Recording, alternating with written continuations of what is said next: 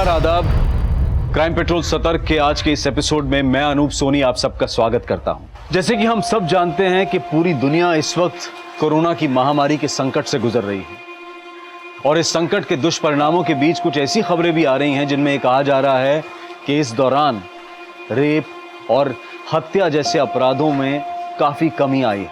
लेकिन इसका मतलब यह नहीं निकाला जा सकता कि कुछ लोगों के अंदर बैठा असुर अब सुर जैसा व्यवहार करने लगा है।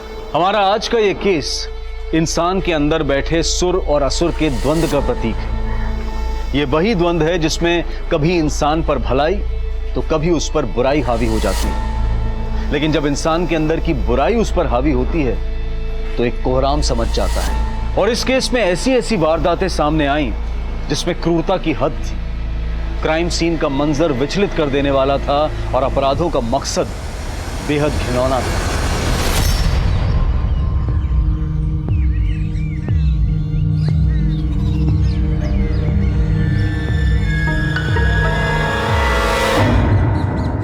कला, आरती, खुशबू, ये दौड़ एक दूसरे को हराने का परीक्षा नहीं है, तुम तीनों की एकता का परीक्षा है, समझ रहे हो?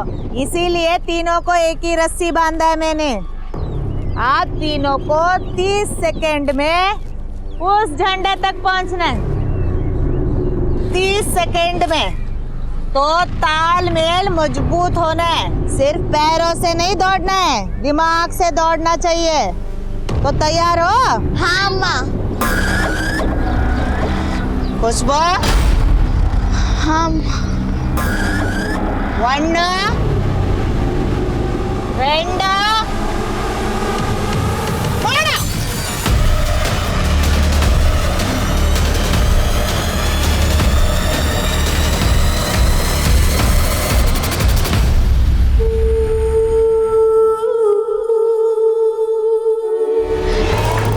जल्दी आ।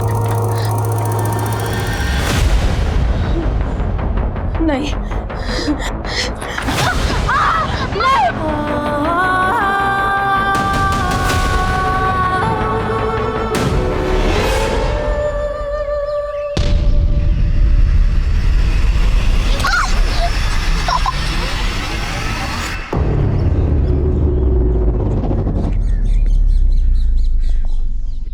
क्या ये? अम्मा, वो सब खुशबू की वजह से हुआ था। बस सफाई नहीं देना है। एकता टूटी तो पता है क्या होता है? सजा।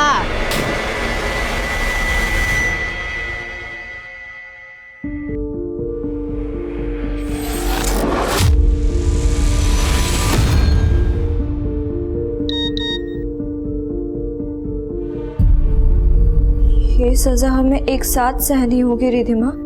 भूलना होगा कि हम कभी साथ थे। अब यही सच है रिधिमा।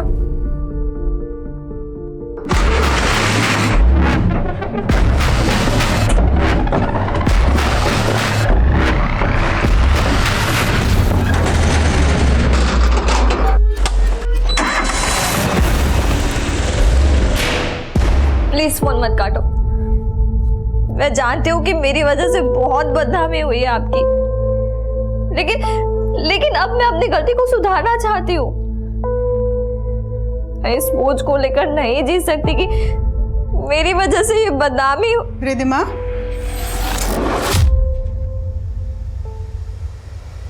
किससे बात कर रही है बेटा?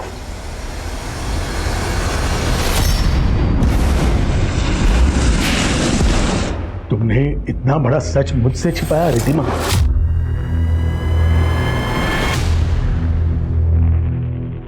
क्या कमी रह गई थी मेरी परवरिश में कि इतना बड़ा विश्वासघात किया मेरे साथ? सॉरी अब्बा, लेकिन नहीं, अब जो आने वाले हैं वो आके ही रहेंगे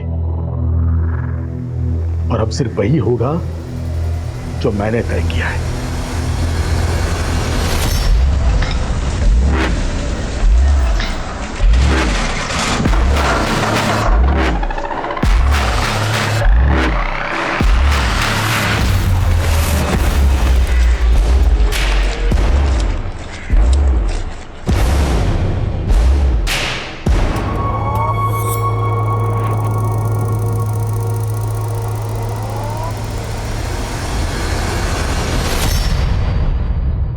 अरे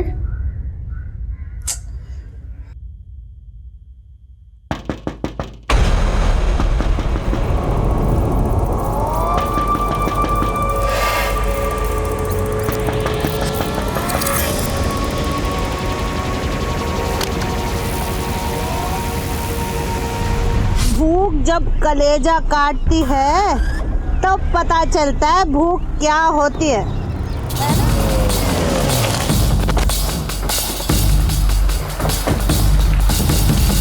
इंस्पेक्टर साहब साहब अंकल मेरे, मैं इधर आया तो दरवाजा खुला था साहब, मैं अंदर आके देखा तो बाहर चलिए, आइए बाहर आइए, बाहर आइए।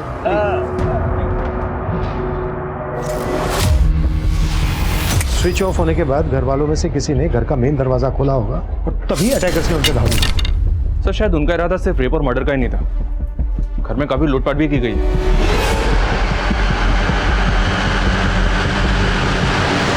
पूरा कबर्ड खाली कर दिया सर।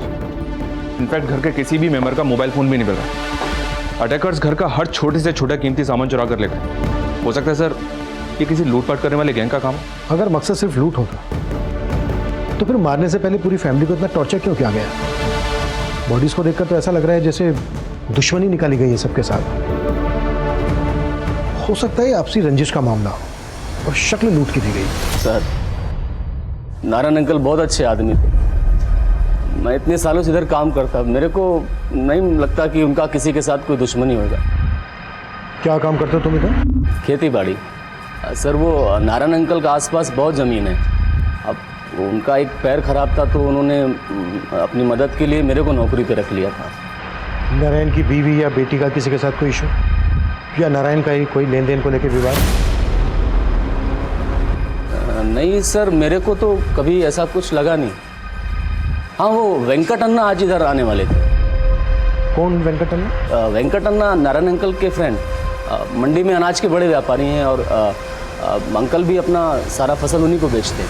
नारायण, ये तेरा बैलेंस पेमेंट 7,09,234 रुपये पूरे हैं या वो तेरे को काउंट करके देखना पड़ेगा, शायद ज्यादा भी हो सकता है।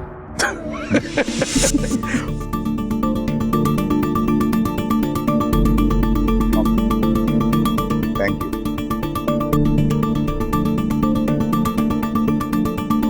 नारायण, बहुत दिनों से मेरे मन में एक बात है जो तेरे को बोलने का था। कैसी बात है? वेंकट अन्ना अपने बेटे बाला की शादी रिधिमा से करना चाहते थे, तो वो लोग आज इधर बात पक्का करने को आने वाले थे और अंकल ने भी मेरे को इसीलिए यहाँ बुलाया था। यहाँ है तो सर आसपास ऐसा कोई विटनेस नहीं मिला जिसने किसी को यहाँ आते जाते देखा। वो सिद्धेश बोल रहा है कि नारायण के दोस्त वेंकट अन्ना और उनका बेटा बाला यहाँ आने वाले थे। उनसे मिलते हैं, शायद उनसे नारायण के बारे में कोई जानकारी मिल जाए।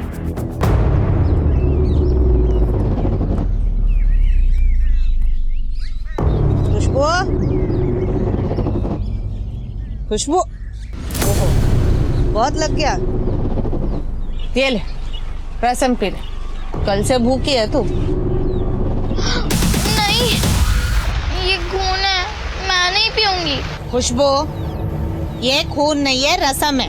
रोना बंद करो, मजबूत होने का। P low. रुको, कहाँ भाग रहे हो? रुको, खड़े होके क्या देख रहे हो? जाओ पकड़ो।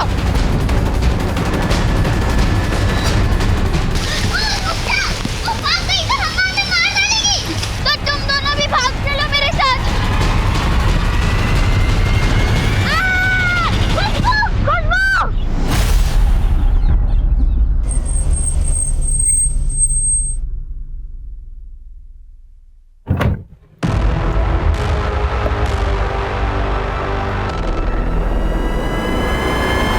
बाला, तेरे को इतना जल्दी मुंबई वापस क्यों जाने का? पापा, मेरा मुंबई वापस जाना पहले से ही तय था और वैसे भी जिस मकसद से मुझे आपने बुलाया था वो मकसद तो होने से रहा, तो लेट मी गो।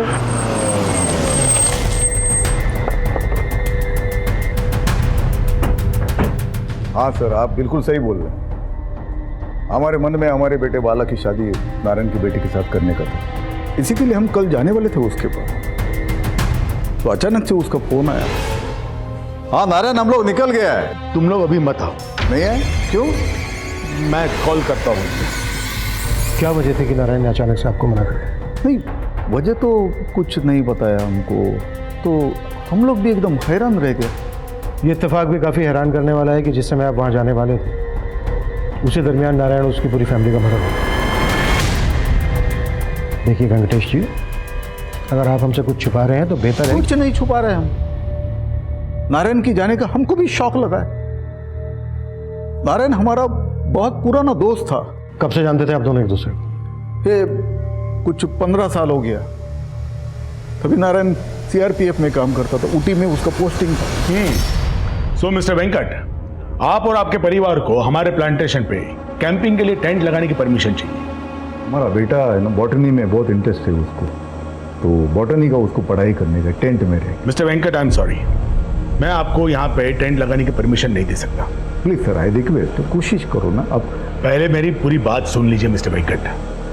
आप और आपके परिवार को हम यहाँ पर परमिशन इसलिए नहीं दे सकते क्योंकि अब से आप और आपका पूरा परिवार हमारा मेहमान है। मेहमान मतलब हम समझा नहीं। देखिए, आप कंकड़ गांव से हैं जी, और मैं आपके नजदीक के दालसन गांव से हूँ, तो हुए ना आप हमारे मेहमान। अच्छा। तो उसके बाद हमारा बीच बहुत अच्छी दोस्ती हो गई। फिर कुछ साल के बाद नारायण का एक एक्सीडेंट हो गया, तो उसको सीआरपीएफ छोड़ना पड़ा। उसका टांग खराब हो गया इसलिए। काफ़ी लंबे समय से आप दोनों एक दूसरे को जानते थे। फिर तो आपका बेटा बाला भी जानता होगा रिद्धिमा को। बाला, ये रिश्ता जुड़ने से पहले भी तुम और रिद्धिमा मिलते थे? देखिए सर, हम दोनों एक दूसरे को जानते ज़रूर थे, लेकिन हमारी शादी का डिसीजन हमारे पेरेंट्स का था। Sir, even I am shocked. ये अचानक क्या हो गया? सर, फोरेंसिक टीम ने बताया कि क्राइम सीन पे 4 से ज़्यादा अननोन फिंगरप्रिंट्स मिले। मतलब क्रिमिनल 4 से ज़्यादा लोग थे।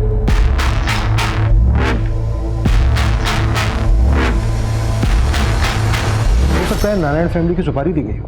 पॉसिबल है सर, क्योंकि नारायण उस कस्बे का बड़ा जमींदार था और पूछताछ में यही पता चला कि सब लोग उसकी बड़ी इज्जत करते थे। किसी भी प्रकार के विवाद का कोई हिंट नहीं मिला और वेंकट से उसके व्यापारिक रिश्ते भी अच्छे ही थे। और बेटी का रिश्ता पक्का होने से पहले ये कांड हो गया। वजह जरूर कोई बड़ी रही होगी। कपिल, नारायण के सीआरपीएफ के कलीग से भी मिलो, शायद उनसे नारायण के बारे में कोई इंफॉर्मेशन मिल जाए। सर, एक मिनट कपिल, ये नारायण फैमिली के फोटोग्राफ्स में कुत्ता भी दिख रहा है। देखने में काफी फ्रेंडली लग रहा है, शायद पालतू होगा। लेकिन सर, क्राइम सीन पे हमें ऐसा कोई कुत्ता दिखाई नहीं दिया। हाँ, मतलब उस वक्त तो नहीं मिला। सर, नारायण, रिद्धिमा और उसकी माँ सुनैना की पोस्टमार्टम रिपोर्ट आ गई है। रिपोर्ट से कंफर्म हो गया है कि रिद्धिमा और सुनैना का गैंग रेप हुआ है। और सर, रिपोर्ट में चौंकाने वाली बात यह भी है कि मर्डर से कुछ ही दिन पहले रिद्धिमा ने अबॉर्शन करवाया। अबॉर्शन? जी हाँ सर। इसका मतलब रिद्धिमा का किसी के साथ अफेयर चल रहा था, पर किसके साथ? अफेयर का तो अभी तक कोई क्लू नहीं मिला सर, लेकिन मर्डर से तकरीबन 30 मिनट पहले रिद्धिमा के फोन से किसी ने उमा नाम की एक औरत को कॉल किया था। ये उमा कोई और नहीं, नारायण के भतीजे सिद्धेश की बीवी है। सिद्धेश की बीवी? जी हाँ सर। और पता चला है कि उमा भी नारायण के यहाँ काम करती थी। उमा भी नारायण के घर में काम करती थी और उस टाइम पर नारायण के घर पर मेहमान आने वाले थे। इस लिहाज से तो उमा को नारायण के घर पर होना चाहिए था, लेकिन वहां पर हमें मिला सिर्फ सिद्धेश। और सिद्धेश ने भी अपनी बीवी के बारे में हमें कुछ नहीं बताया।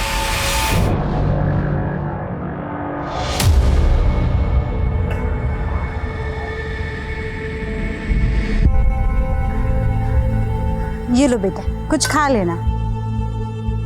मैं भिखारी नहीं हूँ आंटी। तो फिर तुम यहाँ क्यों बैठी हो? और तुम्हारी माँ कहाँ है?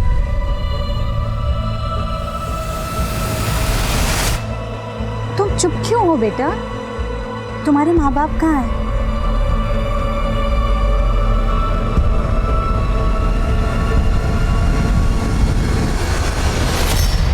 सर, उमा तो मार्केट गई है, तो उसको आने में थोड़ा टाइम लगेगा, तो मैं उस फोन लगाओ और जल्दी आने के लिए बोलो। हाँ हाँ, फोन लगा। अरे उमा, वो साहब पूछ रहे हैं वो उधर उस दिन तुम्हारी रिधिमा से फोन पे कुछ बातचीत हुई थी क्या? किस दिन? उसी दिन जिस दिन रिद्धिमा और उसके माँ बाप का मर्डर हुआ था। रिधिमा, आप क्यों फोन कर रही हो मुझे? मुझे तुमसे कोई बात नहीं करनी। प्लीज फोन मत काटो। मैं जानती हूँ कि मेरी वजह से बहुत बदनामी हुई है आपकी, लेकिन अब मैं अपनी गलती को सुधारना चाहती हूँ। मैं इस बोझ को लेकर नहीं जी सकती कि मेरी वजह से ये बदनामी। चुप क्यों हो गई? उस दिन क्या बात हुई थी रिद्धिमा के साथ तुम्हारी? साहब, ऐसी ही बात हो गई थी। रिधिमा का रिश्ता तय होने वाला था, वो मेरे साथ अपनी खुशी बांट रही थी। तुम्हारे कहने का मतलब है कि वो इस शादी से खुश थी, जबकि रिद्धिमा शादी से पहले ही माँ बनने वाली थी। क्या ये क्या कह रहे हो साहब आप? वही जो हमारे सामने आया है। रिद्धिमा ने अभी कुछ दिन पहले ही अपना अबॉर्शन करवाया। इसके साथ अफेयर चल रहा था रिद्धिमा का। साहब, हमें इस बारे में कुछ नहीं पता।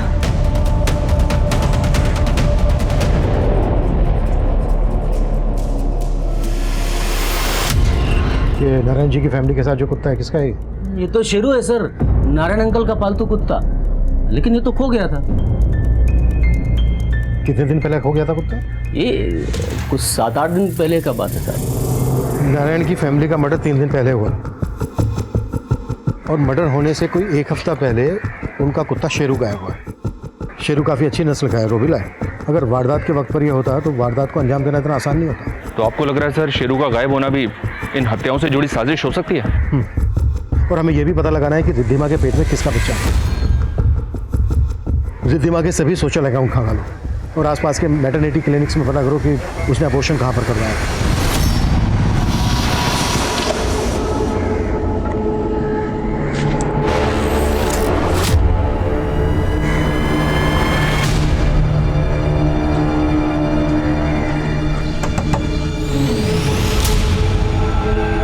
क्या बात है मंजू, अचानक फोन करके क्यों बुलाया?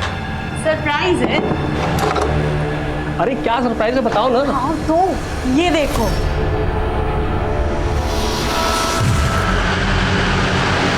ये है खुशबू, आज से हमारी बेटी।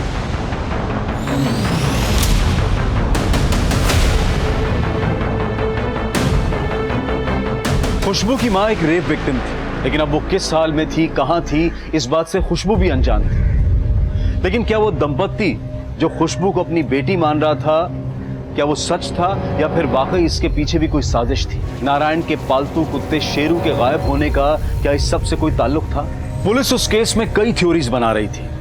रिधिमा के अफेयर के एंगल के साथ साथ नारायण और उसकी बीवी से जुड़ी छोटी से छोटी बात पता की जा रही थी। सर, सुनैना के कॉलिकोर से एक पेट क्लिनिक का नंबर मिला है, जहाँ सुनैना अक्सर शेरू को लेकर जाती थी।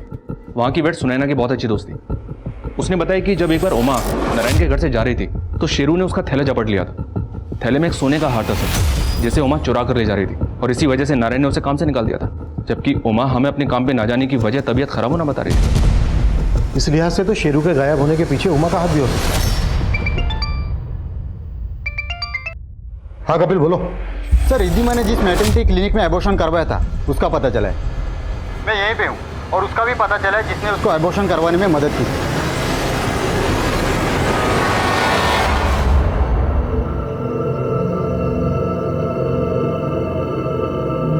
बाला सुन, तेरे को जिधर जाने का उधर जा, तेरे को जितना कोशिश करने का कर, लेकिन ऐसा मत सोचना कि तेरी कोशिशों में तू सफल हो जाए। चंद्रेश, गाड़ी निकाल, मुझे फ्लाइट मिस नहीं करना है।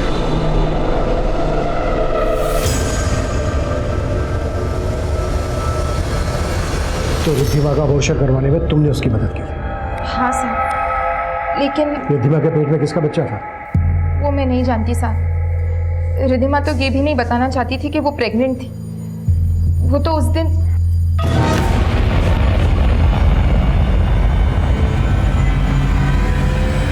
क्या हुआ रिद्धिमा?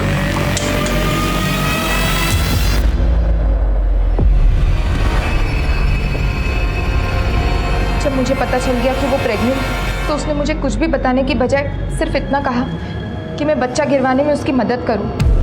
ये बात तुमने मुझसे पहले क्यों नहीं बताई? मैं डर गई थी साहब। अगर आप मुझे गलत समझ लेते तो। उमा, तुम्हें गलत समझने की और भी वजह है हमारे पास। चोरी का इल्जाम लगा था तुम पर। साहब ये झूठ है, मैंने कोई चोरी नहीं की थी। वो हार तो खुद रिधिमा ने मुझे दिया था। ये लीजिए। नहीं रिधिमा, मैं ये नहीं ले सकती।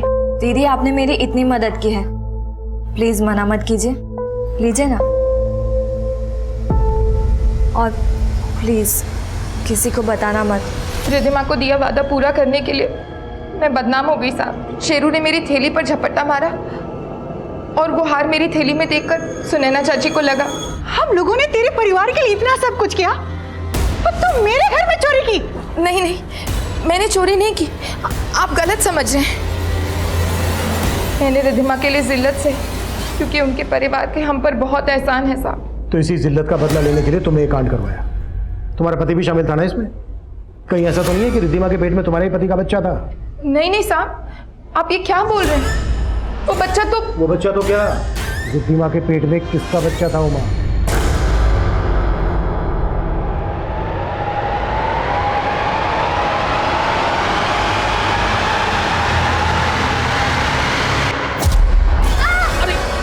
अरे बेटा मैं हूँ। क्या? अरे तुम्हारी बेटी ना बहुत डरती है मुझसे। अरे ये तुमसे नहीं डरती है, ये अपने बुरे सपनों से डरती है ना बेटा।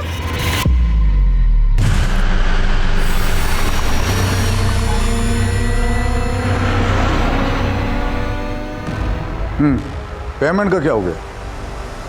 मैं बाद में फोन करता हूँ। आप लोग फिर से क्या बात है?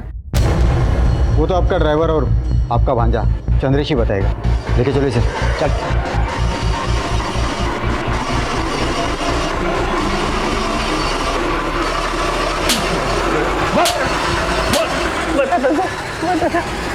सर मैं सच कह रहा, मैं रिधिमा से बहुत प्यार करता था सर। प्यार करता था या फंसा रहा था रिधिमा को? उसके बाप के पैसे के लिए? नहीं सर, मैंने उसे नहीं फंसाया था। हम दोनों एक दूसरे को पसंद करते थे। मैं तो फिर भी अपनी हाथ में रहकर उसे मन ही मन चाहता था। पहला कदम तो उसी ने मेरी तरफ बढ़ाया था।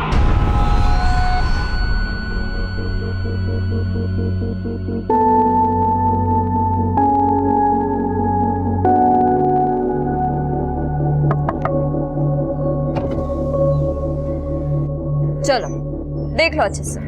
जी हाँ देख लो अच्छे से। सी अच्छी लग रही हो ना? अब तक चोरी चोरी मुझे ठीक से देख नहीं पाए होगे, है ना? नहीं वो मुझे सॉरी। अरे मजाक कर रही हूँ। वैसे मैं मार्केट जा रही हूँ तो ले चलोगे? उसके बाद हम अक्सर मिलने लगे और धीरे धीरे हम दोनों बहुत करीब हो गए।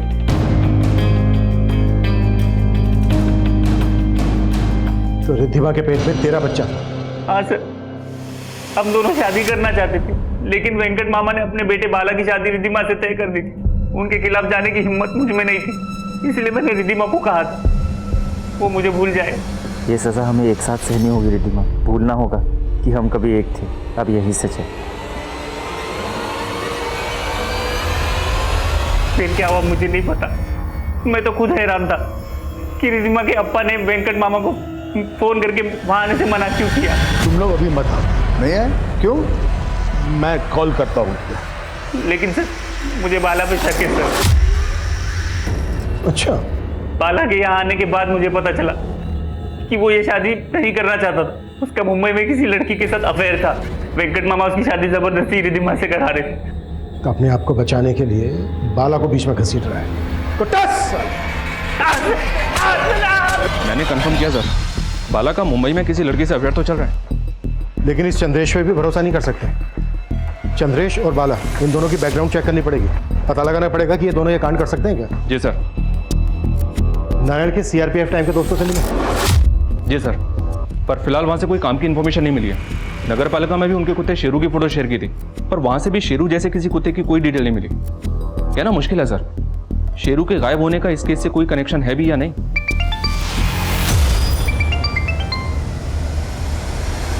हाँ बोलो।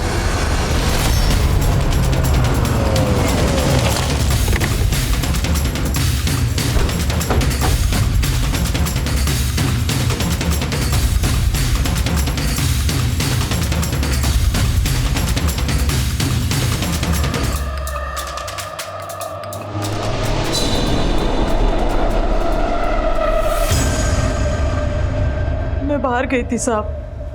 लता घर पर अकेली थी। वापिस आके देखा तो लता लता लता ने आत्महत्या। आपको ऐसा क्यों लग रहा है कि लता ने आत्महत्या ही की है? ऐसा भी तो हो सकता है कि जहर लता को किसी ने जबरदस्ती पिलाया। नहीं साहब, पहले भी लता ने कोशिश की थी आत्महत्या करने की। तब तो मैंने समझा कि उसे रोक लिया था, लेकिन अब ऐसा क्या हुआ था लता के साथ जो लता आत्महत्या करने की कोशिश कर रही थी? मेरे बच्चे की दिमाग की हालत ठीक नहीं थी। कभी कभी वो अचानक जोर से चिल्लाने लग जाती थी। मैं तुझे मार डालूंगी। मार जाने दे मुझे, मैं तुझे मार डालूंगी। दवा का भी असर नहीं हुआ तो मैंने नजर वजर भी उतार के देखी, लेकिन समझ में ही नहीं आ रहा था कि उस पे किसका भूत सवार था।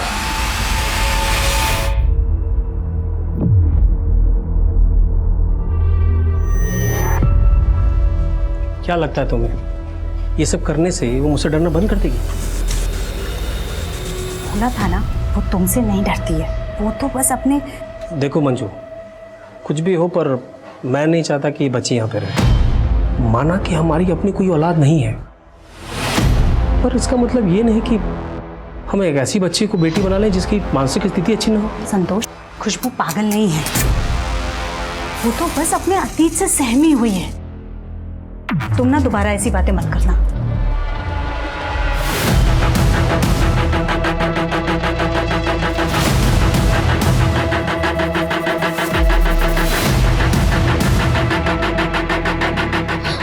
चिल्लाना मत, समझी?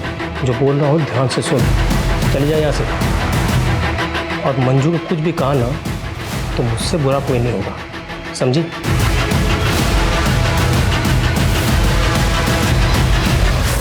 सर, लता नाम की जिस लड़की ने सुसाइड किया था, ये उसकी पोस्टमार्टम रिपोर्ट है। लता की मौत फिनाइल की पॉइजनिंग से हुई थी, लेकिन सर रिपोर्ट के मुताबिक लता को काफ़ी लंबे समय से मोलेस्ट किया जा रहा था। मोलेस्ट? लेकिन लता की माँ ने तो कहा था कि लता की दिमागी हालत ठीक थी। हो सकता है सर लता की माँ हमसे कुछ छुपा रही है। थाने बुलाओ लता की माँ को, बात करते हैं।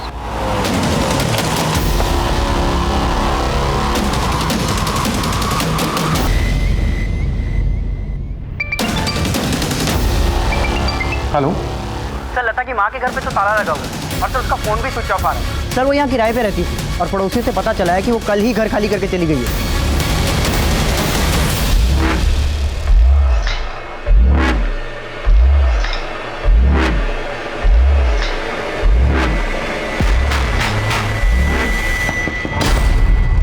अभी लता के मकान मालिक से बात की मैंने, पर उससे कोई इन्फॉर्मेशन नहीं मिली।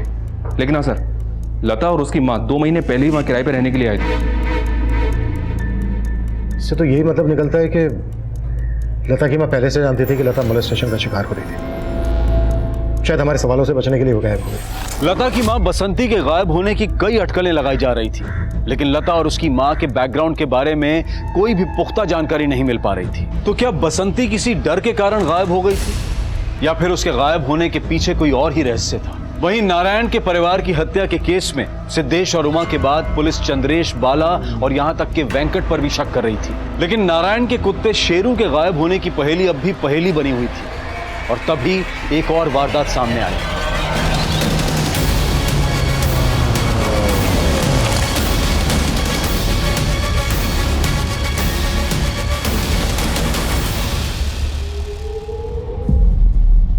क्या? मेन स्विच ऑफ था सर। इस घर में भी मेन स्विच घर के बाहर है, और नारायण के घर का मेन स्विच भी घर के बाहर था। मर्डर से पहले नारायण के घर का भी मेन स्विच ऑफ किया गया था।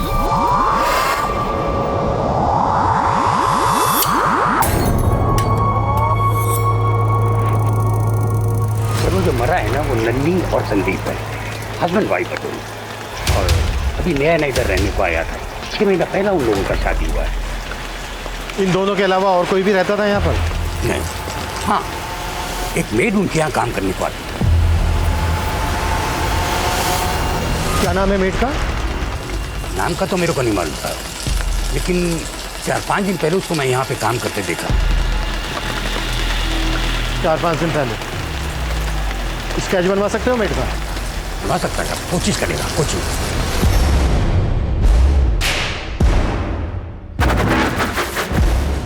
आप मुझे मेरे माँ जैसा ही प्यार करती हैं, लेकिन क्या? माँ जैसा क्यों? माँ ही हूँ मैं तेरी। पर वो कौन? संतोष? तो उनकी फिक्र मत कर। और ये वो क्या कहती रहती है? पापा बोला कर, पापा हैं वो तेरे। देखना फिर वो भी तुझे बिल्कुल मेरे जैसा प्यार करेंगे। माँ! क्या हुआ बेटा? लाइट ही तो गई है, इतना क्यों डर रही है? रुक मैं देखती हूँ। मत जाओ माँ, मत जाओ, दरवाजा मत खोलो। मंजू, दरवाजा क्यों नहीं खोल रही? कब से नॉक हो रहा है?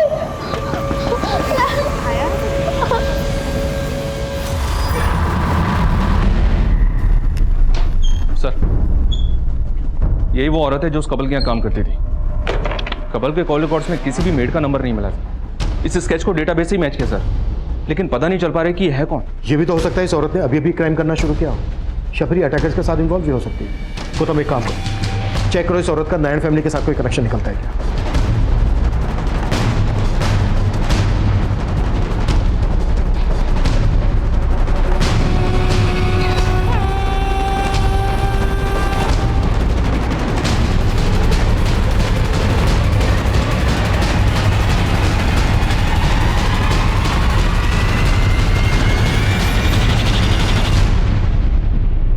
औरत को तो मैं जानता सर। ये जब अंकल ने उमा को घर से निकाला तो इधर काम मांगने को आई थी।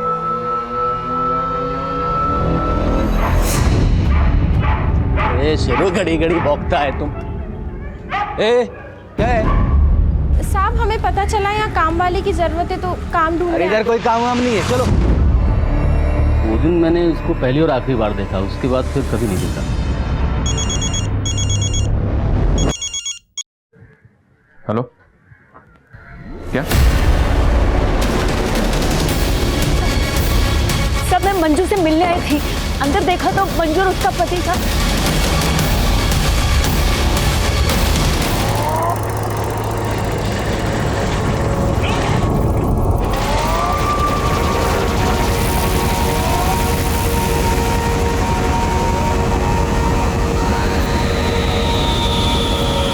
हाँ साहब, मैंने पहले भी इसको एक दो बार यहाँ आसपास मंडराते हुए देखा है। एक बार तो ये वहाँ संतोष जी से बात भी कर रही थी। मंजू और संतोष के अलावा और कोई भी है परिवार में? सब इनकी एक बेटी भी है। बेटी?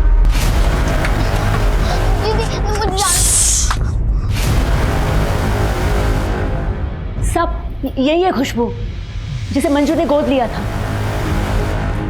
कहाँ से गोद लिया था उन्होंने खुशबू को? सब वो तो नहीं मालूम। सर, अभी तक जितने भी केसेस सामने आए उनमें अटैकर्स ने फैमिली के किसी मेंबर को नहीं छोड़ा है, लेकिन इस कपल की बेटी गायब है क्योंकि अडॉप्टेड थी। और यहाँ किसी को मालूम तक नहीं है कि इस कपल ने बच्चे को अडॉप्ट कहाँ से किया था। गौतम, बच्ची के फोटो सर्कुलेट कर, बच्ची की जान खतरे में हो सकती। उस यंग कपल के यहाँ जो मेड काम करती थी सर, उस मेड का स्केच मैंने हर जगह दिखवाया। तो बस तुक्के के तौर पर जिस लड़की ने सुसाइड की थी, लता, उसके पड़ोसियों को भी ये स्केच दिखाया। तुक्का लग गया सर। उन लोगों ने बताया कि इस लड़की को लता के घर के पास भी देखा गया। ये खुशबू तो तेरी लता से भी 2 कदम आगे निकली। सुना येड़ू अम्मा के हाथ से निकल गई थी, वो तो अच्छा हुआ मिल गई, वरना हमारा तो सारा खेल ही खत्म हो जाता। तभी तो इसका हाल लता से भी ज्यादा बुरा हो रहा है।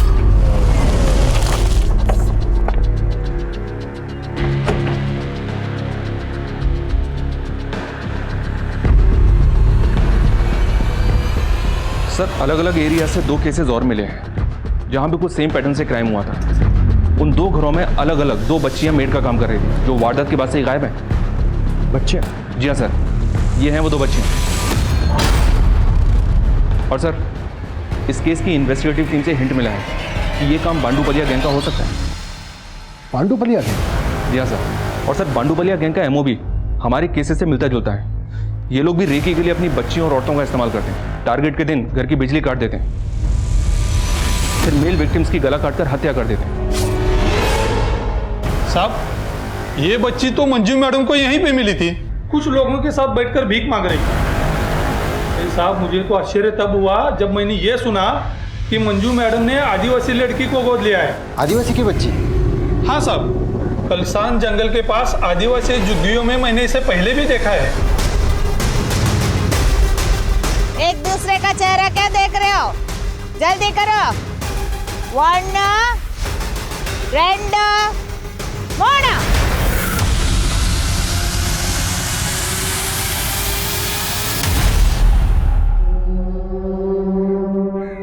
क्यों रुक गई?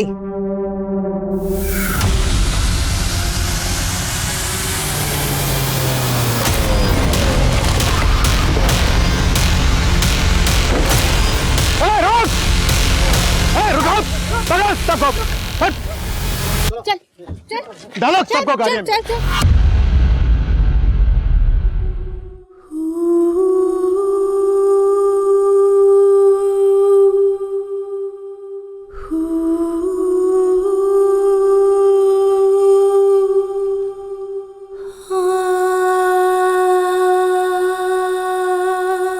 बांडूपाल्या गैंग एक ऐसा खतरनाक गिरोह था जो 10 साल पहले तक दक्षिण भारत में 300 से ज्यादा हत्याएं, बलात्कार और करोड़ों रुपए की लूट को अंजाम दे चुका था।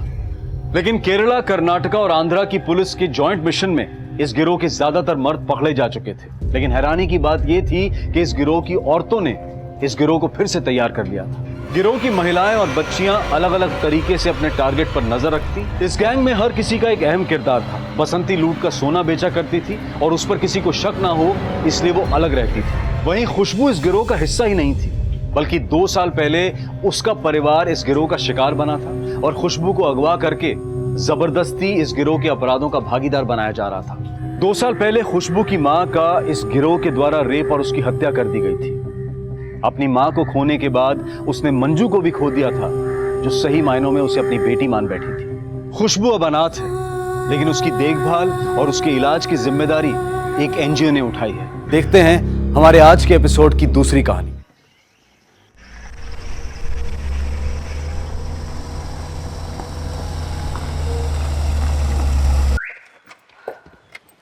टीना, थोड़ा सामान लेके चलो, मैं अकेला कैसे लाऊंगा?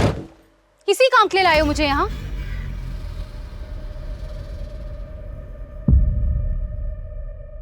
लीना,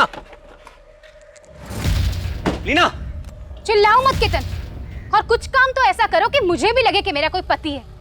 लीना स्टॉप इट, सुनो, लीना।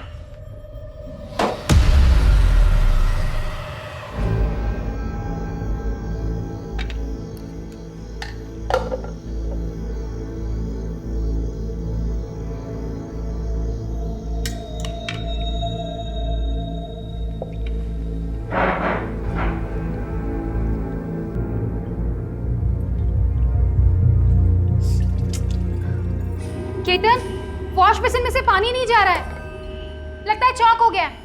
आके देखो ना। तुम्हें दिखाई नहीं दे रहा मैं खाना खा रहा हूँ? तुम्हें ज्यादा परेशानी है तो खुद ठीक कर लो, मेरे पीछे मत पड़ो। 2 वक्त चैन से खाना भी नहीं खाने देते। अरे खाओ, जी भर के खाओ, मैं तो कह रही हूँ सुबह तक खाते रहो।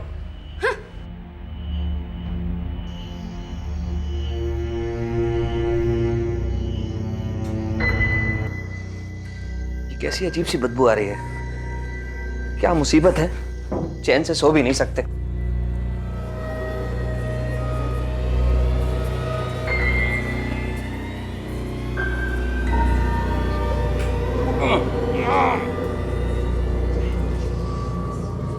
अब तो प्लम्बर को बुलाना ही पड़ेगा।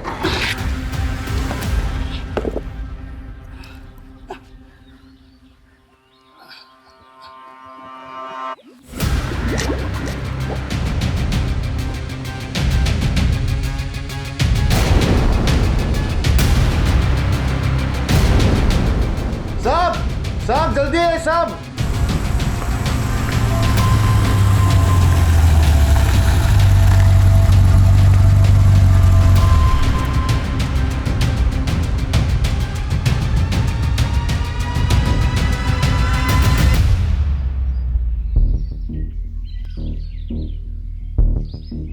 ऐसा लगता है किसी फीमेल की बॉडी।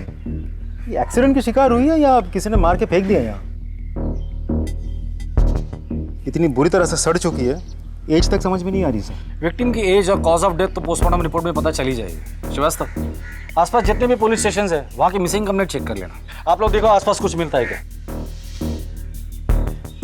श्रीवास्तव, यहाँ तक पहुँचने का एक ही रास्ता है, हाईवे।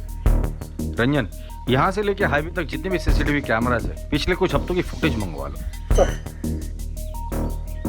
आपके इस फार्म हाउस पे आपके सिवा और भी कोई आता जाता है? सर मैं और मेरे कुछ खास दोस्त, बट बहुत रेयरली। ज़्यादातर तो ये फार्म हाउस खाली पड़ा रहता है सर। तो फिर ये औरत यहाँ कैसे पहुंची? तो कौन है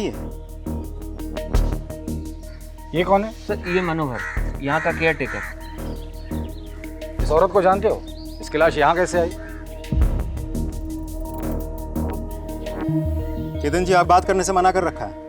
अगर ऐसा ही है तो बता दीजिए हमें। सर आप हमारा यकीन कीजिए सर, हम कुछ भी नहीं जानते इस बारे में। श्रीवास्तव लेके चलो इसे। सर मैंने कुछ भी नहीं किया सर। आप आइए हमारे साथ।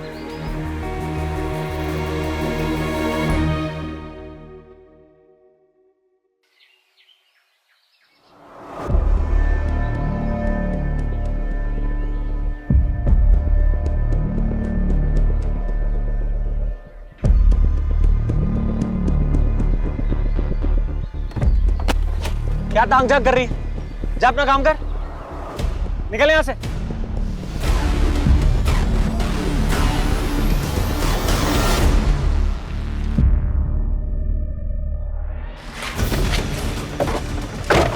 पूरा मूड खराब करके रख दिया इसने। अब देखना ये ऑफिस में जाकर ना हमारी चुगली करेगी। अगर इसने चुगली करी ना तो मैं स्मिता की ना बैंड बजा दूंगा। तू चिंता मत करता रहा। चिंता नहीं, मुझे गुस्सा आ रहा है सुरेंद्र। ज्यादा होशियार बनती जा रही है आजकल ये। बात बात पर मेरी गलतियां निकालती है। ये तो अखिलेश सर अच्छे हैं, इसकी बात पर भरोसा नहीं करते, वरना। अरे तू इसके बारे में ज्यादा मत सोच, मैं इसे देख लूंगा।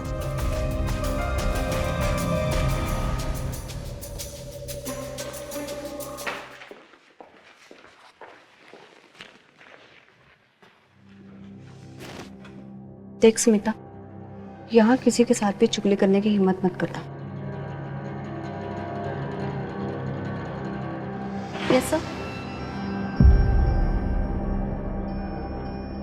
तारा, घर जाने के पहले मुझसे मिलकर जाना। Okay sir.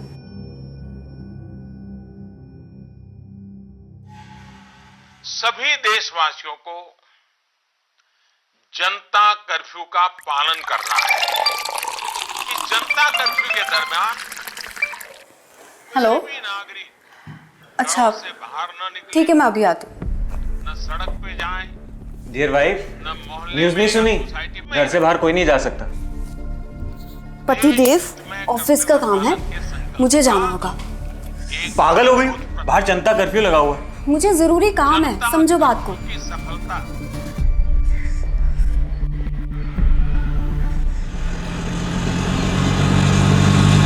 ऑटो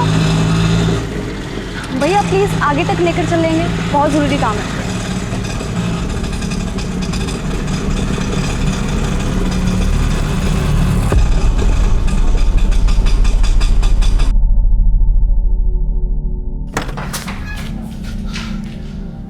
तुम यहाँ क्या कर रहे हो? बड़ा शौक है ना तुझे तारा की जासूसी करने का। चल बता, आज जनता कर्फ्यू के दिन तारा ऑफिस क्यों गई थी? सुरेंद्र देखो, तुम जाके अपनी बीवी से पूछो ना। और हाँ, एक बात कान खोल के सुन लो, दोबारा मेरे घर पे ये शराब पी के मत आना। देख लूंगा मैं तुझे। हाँ हाँ ठीक है, देख लूंगा तुझे मैं स्मिता।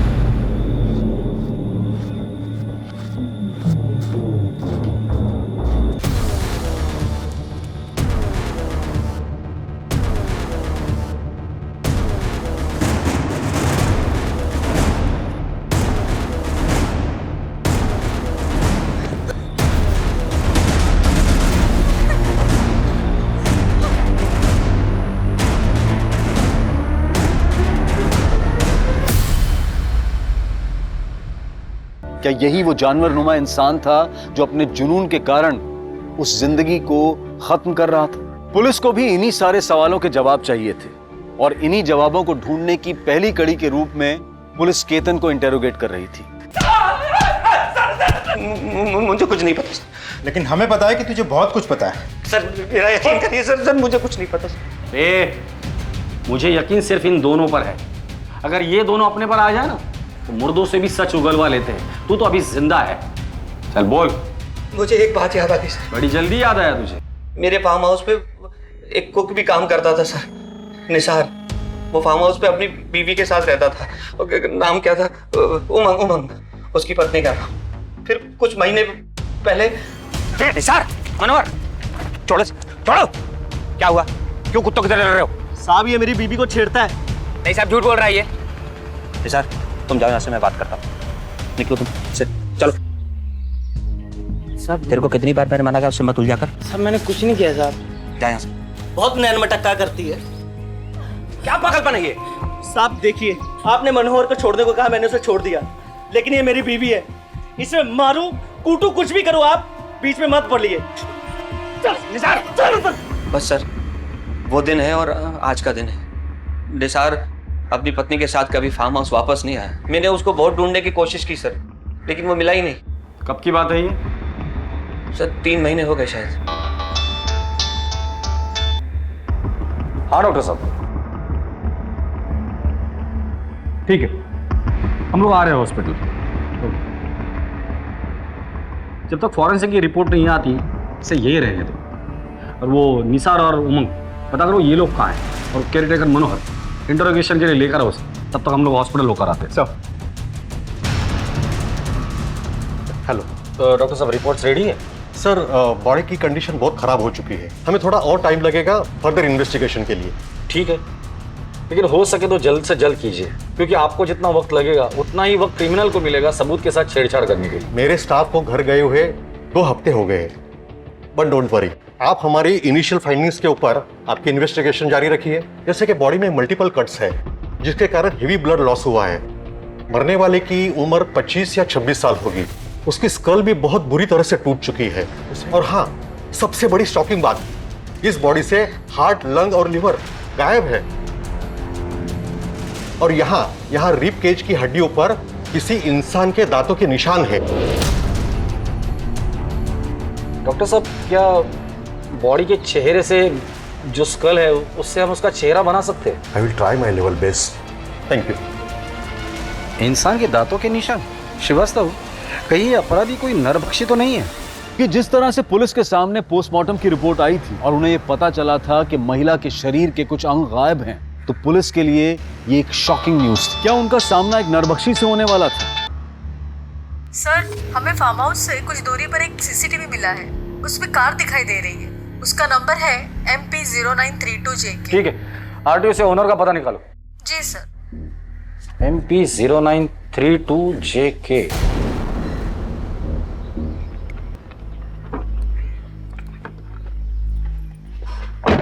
चलो भैया। मैडम, ये टैक्सी कहीं नहीं जाएगी। नहीं जाएगी? नहीं जाएगी तो रोड पे क्यों लगा रखी है? आपने घर क्यों नहीं रखते? कहाँ से आ जाते हैं नमूने कहीं के। क्या बोला? ए रुक रुक रुक, क्या बोला तूने? नमूने? क्या बोला? हाँ रुक।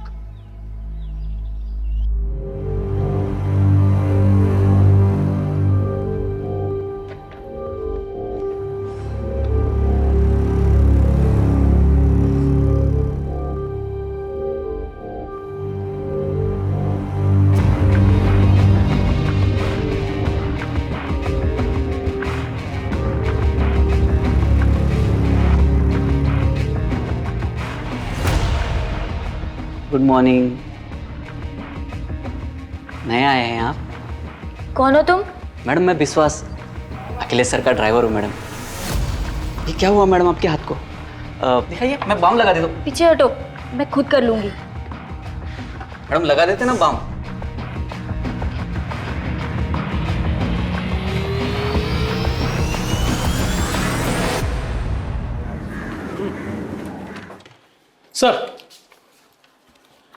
सर ये स्केच आ गया। सर ये हमने विक्टिम का 3/4 फेस बनाने की पूरी कोशिश की है, क्योंकि उसका जो ब्रोन स्ट्रक्चर था उसके हिसाब से इतना ही मैच हो पाया है। ठीक है, जाइए। सर एक इन्फॉर्मेशन है सर। बोलो। सीसीटीवी फुटेज में हमें जो गाड़ी दिखी थी उस गाड़ी की डिटेल्स मिल गई है।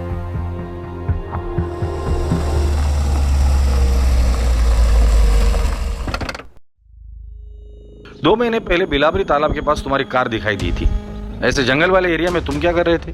सर मैं अपनी वाइफ को ढूंढने गया था, अब वो 2 महीने से मिसिंग है। हेलो, अरे कहाँ है तू? कितनी देर हो गई है? मैं आ रही हूँ सुरेंद्र। मैं ये मुन्ना चिकन के सामने हूँ, मेन रोड पे। अच्छा ठीक है। ये बिलावली तालाब के पास। Hello hello Surendra. Hello sir, फिर उसका फोन कट गया, उसके बाद उसका कॉल आया ही नहीं। फिर मैंने भी कॉल ट्राई किया उसको तो फोन लगा ही नहीं। फिर थोड़ी देर बाद मैं खुद वहाँ गया पर वो वहाँ नहीं थी। आज भी मैं वहाँ जाता रहता हूँ। बीवी की फोटो है तुम्हारे पास?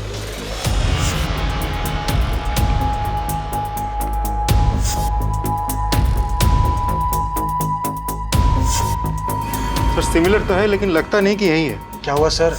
दरअसल उस तालाब के पास हमें एक औरत की लाश मिली है। सर मेरी बीवी तारा सिर्फ गायब हुई है, उसके साथ ऐसा कुछ उल्टा सीधा नहीं हो सकता। तुम इतने यकीन के साथ कैसे कह सकते हो? और अगर वो गायब है तो तुमने जाके पुलिस स्टेशन में रिपोर्ट लिखवाई थी? हाँ सर मैंने लिखवाई थी, पर फिर मैं पुलिस स्टेशन नहीं जा पाया और वहाँ से कोई फोन भी नहीं आया। तुम्हारी बीवी तारा का किसी के साथ झगड़ा था या दुश्मनी थी? सर उसकी बहन चंदा से उसका हमेशा झगड़ा रहता था। यहाँ क्या करने आई है तू? तुझे ये कहने आई हूँ कि अब देवास वाला घर तू मेरे नाम कर दे। वो घर पापा ने मेरे नाम किया है। तो मैं भी तो उनकी बेटी हूँ ना, तो उस हक से तो वो घर मेरा भी हुआ।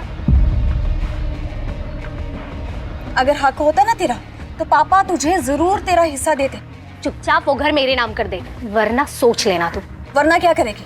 तुझे ऐसी मौत मारूंगी ना कि तेरी रूह भी कांप जाएगी, और तेरे मरने के बाद तो प्रॉपर्टी मेरे नाम खुद ब खुद हो जाएगी। तू मेरी बीवी को मारेगी? समझती क्या है तू अपने आप को? वो तो तुम दोनों बहुत जल्द समझ जाओगे। बस सर चंदा उसे ऐसे ही धमकी देती रहती थी। मैं तो परेशान हो गया था उनके झगड़ों से, यहाँ तक कि मैंने तारा को कह दिया था कि चंदा को प्रॉपर्टी दे दे, लेकिन तारा को अपने पापा के घर से एक इमोशनल लगाव था, इसलिए उसने मेरी बात नहीं सुनी। हालांकि सर इस प्रॉपर्टी के लिए चंदा ने कोर्ट केस भी किया है जो पिछले साल से चल रहा है। तारा वो केस जीतने भी वाली थी।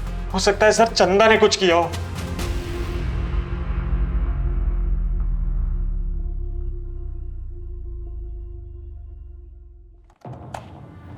सर तारा के घर से लेकर ऑफिस तक हमने सारा सीसीटीवी फुटेज निकाल लिया है, लेकिन कुछ खास हाथ नहीं लगा।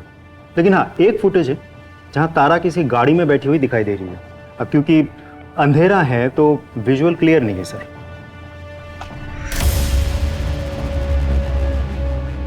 ड्राइवर का चेहरा दिखाई नहीं दे रहा है। Yes sir. ना ही गाड़ी का नंबर। और ठीक 2 घंटे बाद सुरेंद्र वापस उसी लोकेशन पे। मतलब देखा जाए तो सुरेंद्र ने हमें जो भी स्टेटमेंट दिया था फुटेज के साथ हूबहू मैच हो रहा है सर। करेक्ट। सुरेंद्र ने हमें बताया था कि उसे चंदा पर शक है, तो क्या ऐसा तो नहीं कि इस गाड़ी में चंदा बैठी हो? नहीं सर, अगर चंदा होती तो तारा उसी गाड़ी में जाके नहीं बैठती। दोनों में बहुत बड़ा झगड़ा हुआ था। तो फिर कौन हो सकता है? क्योंकि तारा अपनी मर्जी से उस गाड़ी में बैठी है, इसका मतलब गाड़ी के अंदर जो कोई भी था तारा उसे अच्छे से जानती थी। कौन हो सकता है सर? केतन हो भी सकता है, पर तारा और केतन के बीच कोई कनेक्शन हो ऐसी कोई भी बात हमारे सामने अभी तक नहीं आई। श्रीवास्तव एक काम करो, ऐसी गाड़ियां किस किस के पास है ये पता करो, और वो चंदा उसे पूछताछ के लिए बुलाकर लेकर आओ। सब मनोहर को ले आया था, गांव में छिपा हुआ था।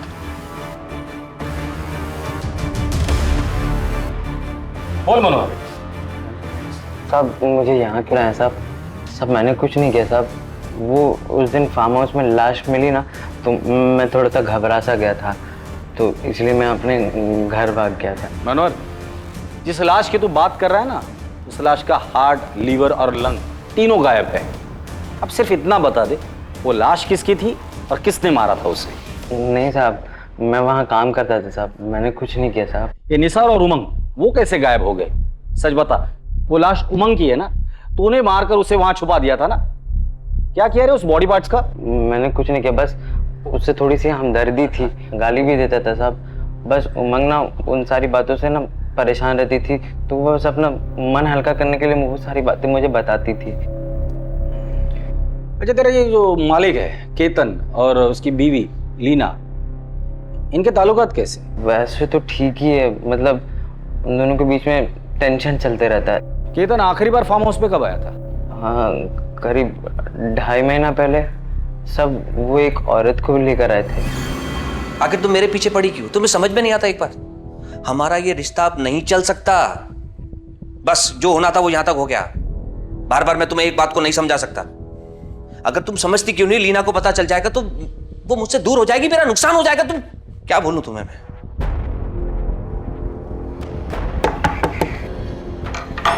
साबिर, जाओ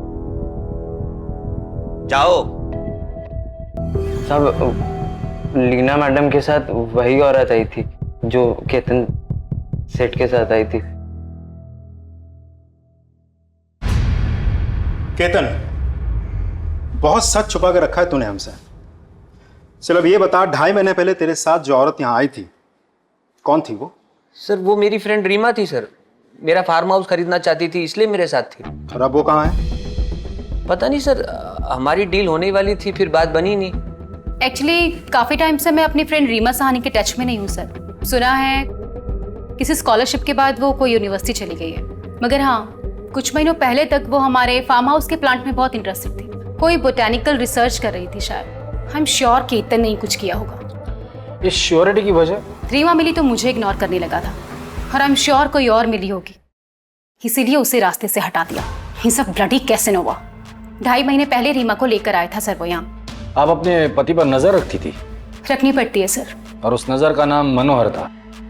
जी नहीं, मैंने एक प्राइवेट डिटेक्टिव हायर किया था, उसी ने मुझे ये सब कुछ बताया। वैसे आपकी पूछताछ पूरी हो गई हो तो क्या मैं जा सकती हूँ? जा सकती है, लेकिन हमारे परमिशन के बगैर शहर छोड़कर मत जाइए। जरूरत पड़ेगी तो दोबारा बुला लूंगा। सर केतन और लीना दोनों के पास ही रीमा को हटाने का मोटिव था। मुझे तो लगता है इन दोनों में से किसी ने रीमा को मारा होगा। नहीं श्रीवास्तव, 3 औरतें गायब हुई है, उमंग, रीमा और तारा, और लाश हमें सिर्फ एक औरत की मिली, और मुझे लगता है वो शायद तारा की है। तो क्या सर उन दोनों का भी खून हुआ है और उसमें भी यही 2 इन्वॉल्व है? लेकिन सर मोटिव क्या हो सकता है? पता नहीं सर, सब कुछ बहुत उलझ सा गया है। श्रीवास्तव, यही उलझन तो हमें सुलझानी है। हमें बस उस एक सिरे की तलाश है जो हमें कातिल तक लेकर जाएगा, और वही सिरा हमें दिखाई नहीं दे रहा है। उस चंदा को बुला कर लाओ। साहब मेरी बहन तारा तो मिसिंग थी, फिर उसकी लाश। जता तो ऐसे रही हो जैसे बहन गायब होने का बहुत बड़ा दुख हुआ है तुम्हें। हाँ साहब, इसीलिए तो मैंने उसकी मिसिंग कंप्लेंट कराई थी, ना कि उसके पति सुरेंद्र ने। मिसिंग कंप्लेंट तुमने लिखवाई थी? हाँ सर, ये देखिए मेरे पास उसकी कॉपी भी है। इसमें नाम तो तारा सेंगल का है। हाँ साहब, ये उसका शादी से पहले का नाम है।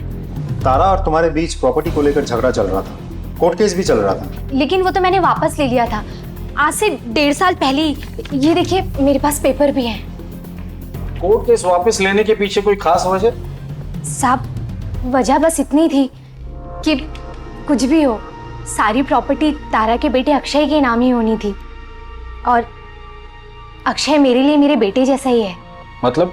मतलब ये कि मैं कभी माँ नहीं बन सकती, और अक्षय ही मेरे लिए मेरा सब कुछ है। ये तारा और सुरेंद्र के बीच रिश्ता कैसा था? वैसे तो वो दिल का बहुत अच्छा है, लेकिन अगर उसकी सटक जाए ना तो वो शैतानों का भी बाप बन जाता है साहब।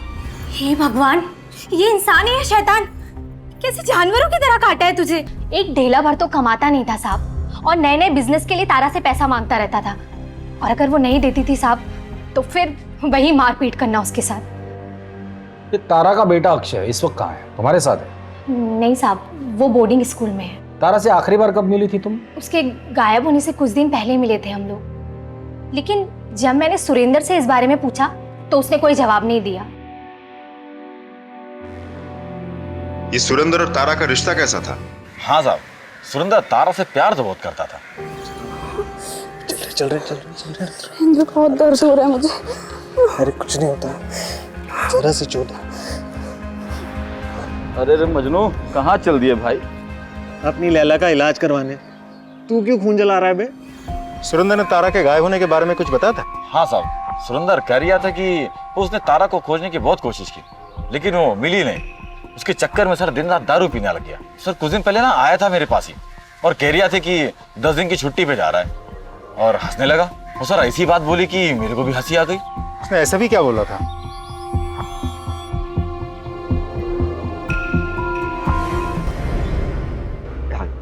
डैड मुझे वो शर्ली को घर छोड़ने जाना है, प्लीज आपकी कार मिलेगी? आज आप कैब कर लीजिए। डिनर के लिए जल्दी आना। Thank you dad. कम।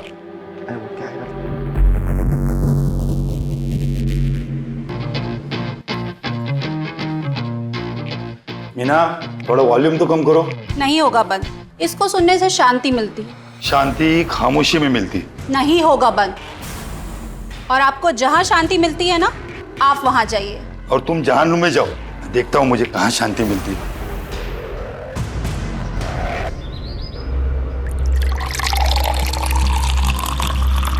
सुरेंद्र, तुम जाओ। सर, आप यहाँ कुछ काम था? हाँ, तुम्हारी बीवी गायब होने के बाद तुम बहुत गम में थे ना, तो सोचा मिलकर थोड़ा गम बांट लेते हैं तुम्हारा। श्रीवास्तव, देखो बेचारा कितने गम में है। बीवी को जाकर 1 महीना नहीं हुआ और तुमने दूसरी शादी भी कर ली।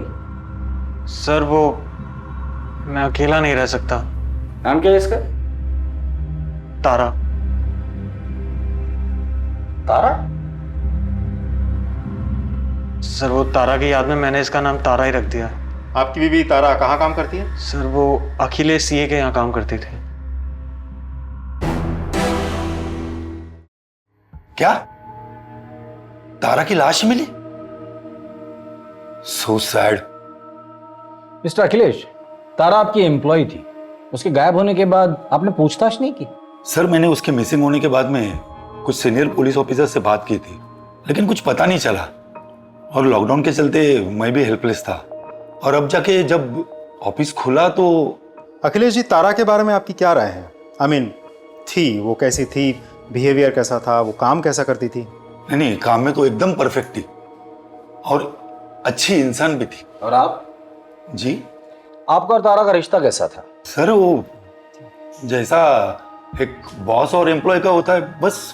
जिस दिन तारा गायब हुई थी आपने उसे फोन किया था, वो घर पर थी और वो घर से ऑफिस के लिए गई थी, क्यों? सर, उस दिन मेरी गाड़ी सर्विसिंग के लिए गई थी और मुझे एक ऑफिस से फाइल अर्जेंटली चाहिए थी, तो मैंने उसे कहा कि ऑफिस से फाइल लेकर मेरे घर आ जाना, मगर वो आई नहीं। मैंने कांटेक्ट करने की भी कोशिश की, मगर कुछ हुआ नहीं। ठीक है, फिलहाल के लिए आप जा सकते हैं, जरूरत पड़ेगी तो दोबारा बुला लूंगा। जी सर, थैंक यू।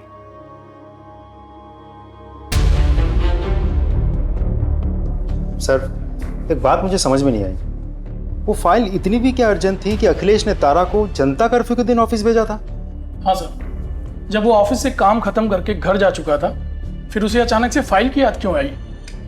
बात किसी फाइल की है ही नहीं। इस अखिलेश ने हमें आधी कहानी बताई है, बात कुछ और ही है।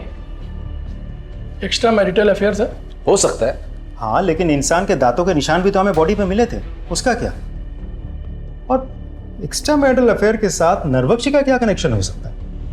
बहुत स्ट्रेंज केस है सर। अखिलेश के ऑफिस और घर के आसपास उसके बारे में पूछताछ करो और उसका वो ड्राइवर उठाकर लेकर आओ उसे।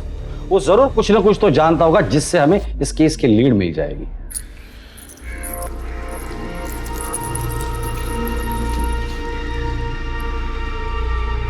अखिलेश के ड्राइवर विश्वास तुम ही हो? जी साहब। सर, विश्वास।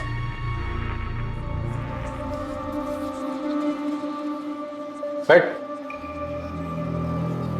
तारा को जानता है? जानता हूँ ना साहब, हाल ही में अपन उसके बस्ती में रहने के लिए गए साहब। हालांकि ये बात किसी को मालूम नहीं है, अखिलेश साहब को नहीं मालूम है। क्या हुआ साहब? हुआ तो बहुत कुछ है, फिलहाल तो इतना बता दे, अखिलेश और तारा के बीच रिश्ता कैसा था? सिर्फ मालिक और नौकर थे या और कुछ? सर, कई बार लगता तो था उन दोनों में कुछ चक्कर है। अखिलेश साहब की पत्नी मीना मैडम को भी उन पर शक था, कई बार सवाल भी पूछती थी। तुम्हारी हिम्मत कैसे हुई मुझे मेरे पति के केबिन में जाने देने से रोकने की?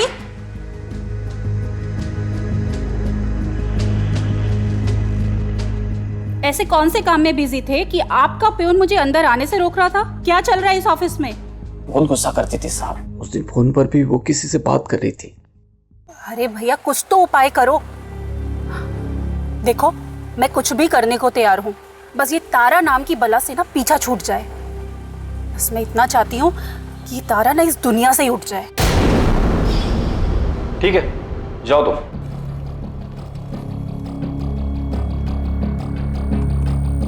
सर, कहीं ऐसा तो नहीं कि मीना ने अपने पति को वापस पाने के लिए तारा का खून करवाया और बाद में ये नरभक्षी वाला एंगल डाल दिया ताकि हम सब कंफ्यूज हो जाए। हो सकता है, क्योंकि कोई भी औरत अपने पति को दूसरे के साथ देख ले तो जलन तो होगी, और बदले की आग में वो किसी भी हद तक जा सकती है। तुम चंदा और तारा के केस डिटेल्स निकालो। मुझे लगता है हमें मीना से भी बात करनी होगी।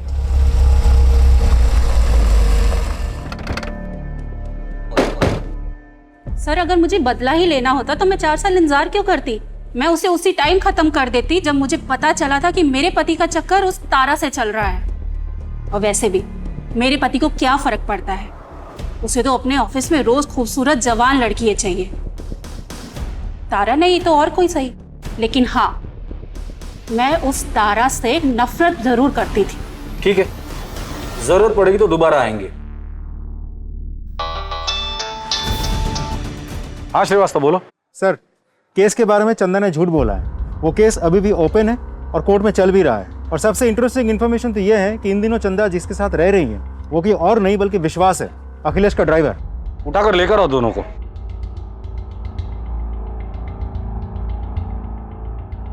तुम दोनों ने बहुत कहानियां सुनाई मुझे, अब मुझे असली कहानी सुनिए। साहब, मैंने केस वापस ले लिया था, लेकिन विश्वास ने बोला कि केस वापस चला दे। इसने मुझे मजबूर किया, इसलिए मैंने वापस चला दिया। ये बोला कि प्रॉपर्टी तुझे नहीं चाहिए तो मैं रख लूंगा। मैं इससे प्यार करती हूँ साहब, इसलिए मना नहीं कर सकी। पर साहब, सच में तारा को मैंने नहीं मारा साहब। साहब, तारा को मारना ही होता तो सर मैं चंदा को केस चलाने के लिए क्यों कहता सर?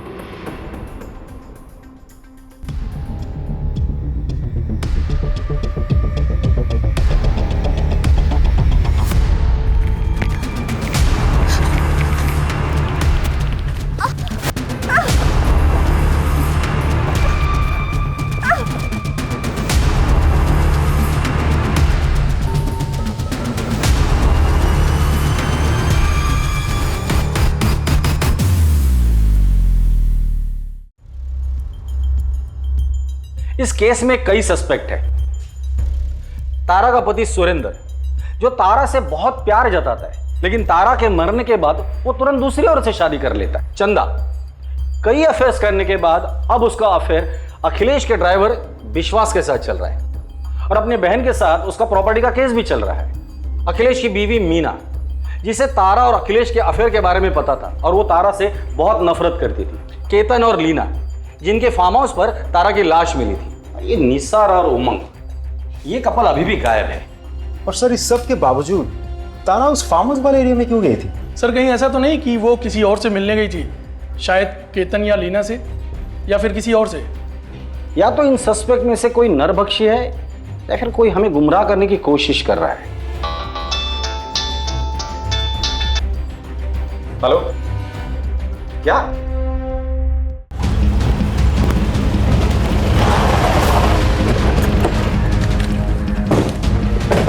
फोन आपने किया था? हाँ सर। बॉडी कहाँ दिखाइए?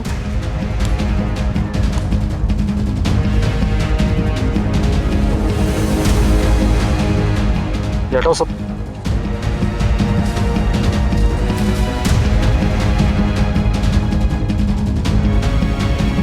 सर, इसका चेहरा तो पहचान में ही नहीं आ रहा है। सर, मारने का तरीका देखा आपने? इसे भी बिल्कुल तारा की तरह ही मारा गया है। आस पड़ोस में लोगों से पूछताछ करो, किसी ने कुछ देखा है या नहीं। सर, बॉडी को पोस्टमार्टम के लिए भेज दो।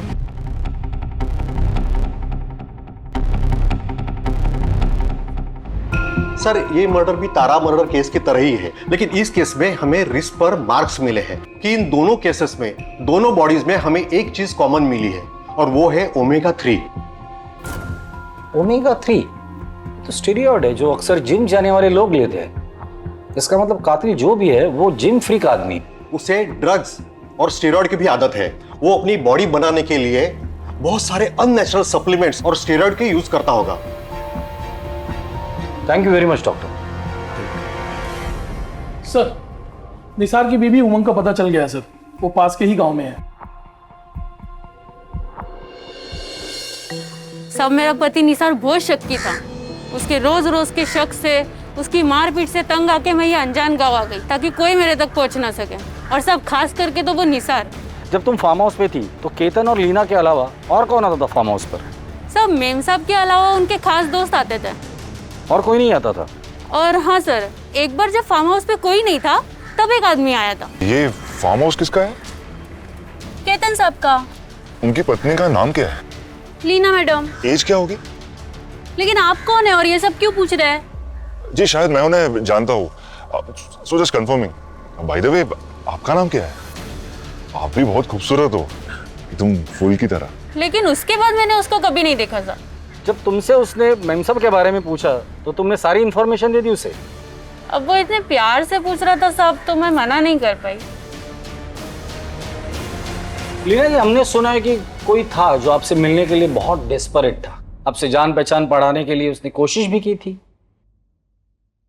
कुछ याद आया? नहीं? कोई बात नहीं, मैं लेडी कांस्टेबल को बोल दूंगा, वो आपकी याद ताजा कर देगी। हाँ, थोड़ा सा दर्द होगा लेकिन याद जरूर आ जाएगा। मैं एक आदमी से मिली थी सर, उसे मैंने फार्म हाउस के बारे में बताया था। अब सुनिए। जी कहिए। क्या ये आपका सेल फोन गिर गया? जी नहीं, मेरा सेल फोन तो मेरे पास है। अच्छा, बाय द वे, ये फार्म हाउस आपका है? जी हाँ। बहुत खूबसूरत है। Thank you. बिल्कुल आप ही की तरह। वो bye the way, I am Suraj. If you don't mind, क्या मैं एक दो पल आपके साथ चल सकता हूँ? वो क्या है ना कि मैं यहाँ पे नया आया हूँ, तो I am looking for a good company. उसके बाद हम 2 बार और मिले। कमाल है लीना जी, आप ऐसे किसी भी अजनबी के साथ। एक्चुअली सर, मैं अपनी मैरिड लाइफ में खुश नहीं थी, और इनके बारे में मैं आपको बता चुकी हूँ। वो आदमी बहुत ही इम्प्रेसिव था, और किसी से 2 पल हंसकर बात करने की खुशी को मैं रेसिस्ट नहीं कर पाई। बट कुछ दिनों बाद हम लोग फार्म हाउस से चले गए थे। मैं अपने काम में बिजी हो गई, और उसके बाद मैं उससे कभी नहीं मिली। नंबर है उसका? जी नहीं। चेहरा तो याद होगा। श्रीवास्तव, स्केच आर्टिस्ट को बुला, उसका स्केच बनाने में हमारी मदद कीजिए। जाइए।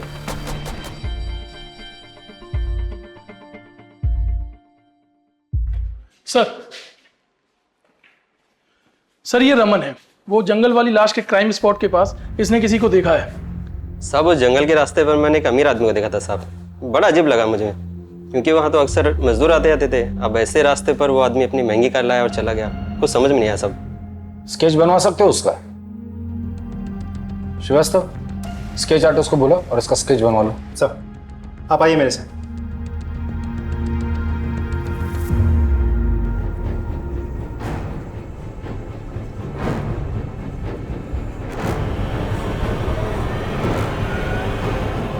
तीनों स्केच तो एक ही आदमी के हैं। ये तो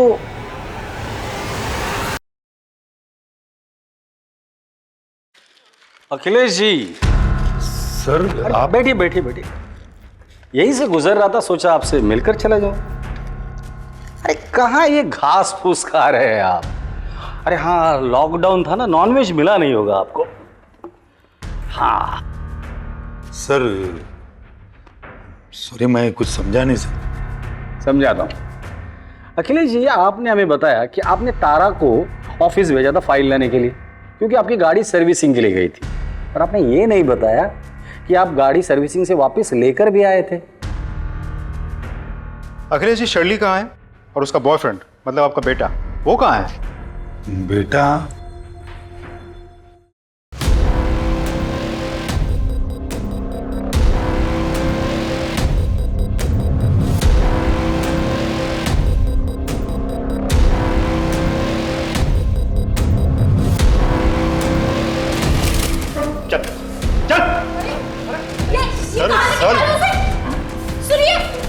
आप नहीं चलेंगे? चलो। सॉरी साहब, मैं अपने बेटे को बचाने की कोशिश कर रहा था। ऐसे बेटे को बचाने से अच्छा ये होता कि इसे हमारे पास लेकर आते। ऐसे हैवान को बचाकर तुमने भी बहुत बड़ा जुर्म किया है। साहब मैं शर्मिंदा हूँ। आपके शर्मिंदा होने से उन लोगों की जान वापस नहीं आएगी जिसे आपका बेटा खा चुका है। अब मुंह खोलकर बताइए। बताता हूँ साहब। साहब ये बात सच है कि मैंने उस दिन मेरी कार सर्विसिंग को दी थी और वापस मंगा ली थी। उस दिन विक्रांत मेरी कार ले गया था, ये बात मैंने आपसे छुपाई थी। मगर जब विक्रांत रात को देरी से घर आया और तारा भी फाइल लेकर नहीं आई, तब मुझे लगा कुछ तो गलत है। अखिलेश जी, जो इसने किया है ना, उसे गलती नहीं कहते। हैवानियत कहते हैं। अब तू मुंह खोलेगा? मुझे जिम और बॉडी बिल्डिंग का शौक है और जल्द से जल्द बॉडी बनाने के चक्कर में मैं ड्रग्स और स्टेरॉइड्स के इंजेक्शंस लेने लगा। फिर मुझे इस नशे की आदत पड़ गई सर। प्रोटीन्स के चाहत में मैं कुछ भी खाने लगा, हर तरह का मांस। मुझे किसी ने कहा कि इंसान के मांस पे सबसे ज्यादा ताकत होती है, इसलिए ये सब ढूंढने के लिए मैं बाहर जाने लगा, लेकिन मुझे कुछ नहीं मिला। लेकिन उस दिन मुझे तारा मिली।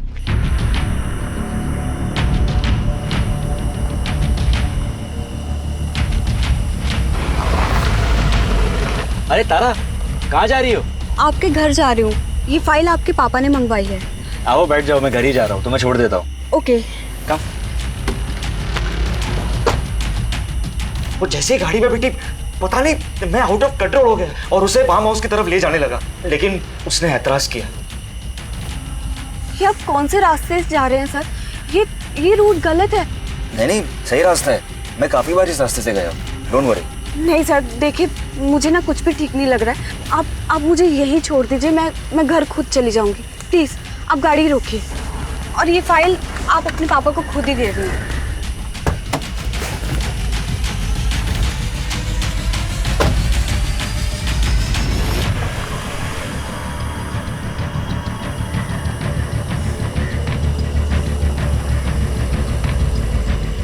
हेलो सुरेंद्र, हाँ मैं आ रही हूँ सुरेंद्र।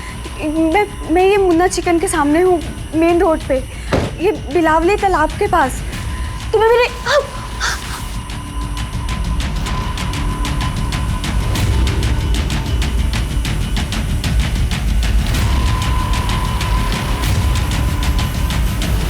फार्म हाउस ले गया क्योंकि मुझे पता था कि फार्म हाउस अब हमेशा खाली रहता है। जब विक्रांत घर पे आया तो मैंने कार में खून देखा। मैंने कार को फिर से वो सर्विसिंग के लिए डाला और वापस भी ले आया। मगर जब मुझे पता चला कि शेरली गायब हुई है, मुझे याद आया कि विक्रांत ने मुझे कहा है कि वो पुनः अपने काम से गई है। मुझे पक्का यकीन था कि विक्रांत ने उसके साथ कुछ न कुछ किया है। मैं उससे प्यार करता था सर, पर उस दिन मुझे उसके शरीर में अपनी गर्लफ्रेंड की नहीं, इंसान के मांस की खुशबू आ रही थी। विक्रांत, ये कैसे गाड़ी चला रहे थे तुम ठीक तो हो रहा? विक्रांत, क्या कर रहे हो तुम? विक्रांत, तुम्हें क्या हो गया है? विक्रांत, ये ग्लव्स क्यों पहन रहे हो तुम? कुछ बोलो तो सही, ये क्या कर रहे हो तुम? विक्रांत, विक्रांत छोड़ो मुझे।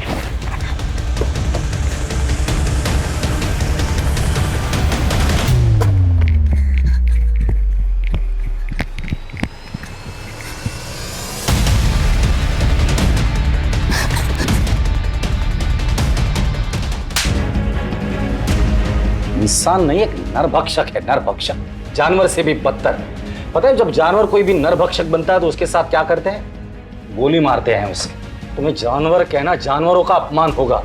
इंसानों का मांस खाकर ताकतवर बनना इंसानियत का मजाक उड़ाना है। मैं पूरी कोशिश करूंगा कि तुम्हें जल्द से जल्द फांसी हो जाए, और अखिलेश तुम्हें भी, क्योंकि एक हैवान को बचाने की तुमने पूरी की पूरी कोशिश की है।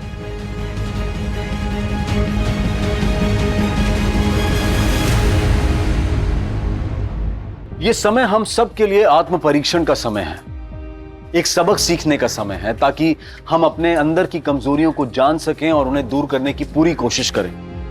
और खासकर हमें अपने मानसिक स्वास्थ्य का ध्यान रखना है। अगर अखिलेश ने वक्त रहते अपने बेटे को सही राह दिखाई होती और मेडिकल हेल्प ली होती तो उसे इस तरह से शर्मसार नहीं होना पड़ता। अगर विक्रांत ने अपने जुनून में स्टेरॉइड्स और इंजेक्शंस का इस्तेमाल नहीं किया होता तो वो कभी नरभक्षी नहीं बनता। और सबसे बड़ी बात, अगर सुरेंद्र तारा से लड़ने और रूठने के बजाय घटना वाले दिन उसके साथ चला जाता तो क्या तारा की दर्दनाक मौत टल नहीं जाती? अगर जुनून को सही राह मिल जाए तो पर्वत लांघे जा सकते हैं, समंदर को चीरा जा सकता है, लेकिन अगर जुनून भटक जाए तो क्या हश्र होता है वो आपके सामने है। ध्यान रखें कि कहीं आपका कोई अपना इस तरह के जुनून का शिकार ना हो रहा हो। उनके साथ समय बिताएं, उनसे बात करें, उनकी मदद करें, ताकि फिर से इंसानियत शर्मसार ना हो। मैं अनूप सोनी आपसे विदा लेता हूं। फिर मुलाकात होगी क्राइम पेट्रोल सतर्क में एक और नए केस के साथ।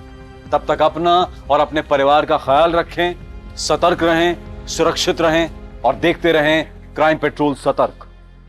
जय हिंद। इस तरह के और भी एपिसोड देखने के लिए हमारे चैनल को सब्सक्राइब करें और बेल आइकन दबाना ना भूलें।